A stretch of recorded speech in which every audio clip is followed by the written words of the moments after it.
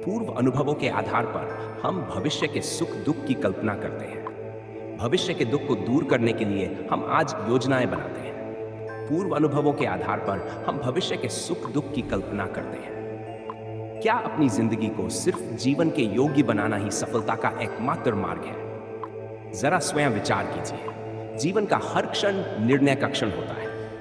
हर कदम पर दूसरे कदम के बारे में निर्णय लेना पड़ता है और हर निर्णय अपना प्रभाव छोड़ जाता है।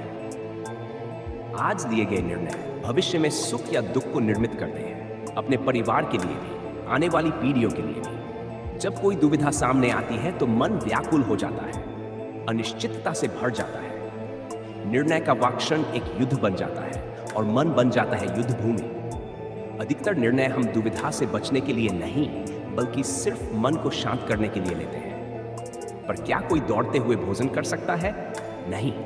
तो फिर क्या युद्ध से जूझता हुआ मन कोई योग्य निर्णय ले पाएगा? वास्तव में जब कोई शांत मन से निर्णय करता है तो वह अपने लिए सुखद भविष्य बनाता है। लेकिन जब कोई केवल अपने मन को शांत करने के लिए निर्णय करता है तो वह भविष्य में अपने लिए कांटों से भरा वृक्ष रोपता है। स्वयं विचार कीजिएगा। जब जीवन में आने वाले संघर्षों के लिए मनुष्य स्वयं को योग्य नहीं मानता, जब उसे अपने बल पर विश्वास नहीं होता, तब वह सद्गुणों को त्याग कर दुर्गुणों को अपनाता है। वास्तव में मनुष्य के जीवन में दुर्जनता तभी जन्म लेती है जब उसके भीतर आत्मविश्वास नहीं होता। आत्मविश्वास ही अच्छाई को धारण करता है। आत्मविश्वास क्या है?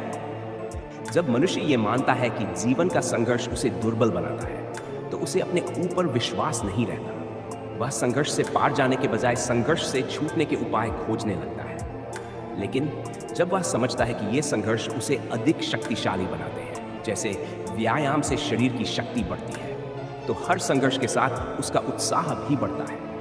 इस प्रकार आत्मविश्वास मन की स्थिति और जीवन को देखने के दृष्टिकोण से बनता है, और जीवन का दृष्टिकोण तो मनुष्य के अपने वश में होता है। स्वयं विचार कीजिए।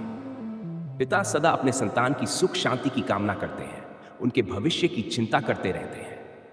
इस कारण वे हमेशा अपने संतानों के भविष्य का मार्ग स्वयं सुनिश्चित करने का प्रयास करते हैं। जिस मार्ग पर पिता स्वयं चला है, जिस मार्ग की कंकड़ पत्थर और धूप छांव को उसने खुद देखा है, उसी मार्ग पर उसका पुत्र भी चले। यही इच्छा होती है हर पिता की। निस्संदेह ये एक उत्तम भावना है, लेकिन 3 प्रश्नों पर विचार करना हम अक्सर भूल जाते हैं। कौन से प्रश्न? पहला प्रश्न, क्या समय के साथ प्रत्येक मार्ग नहीं बदल जाता? क्या समय सदैव नई चुनौतियों को लेकर नहीं आता?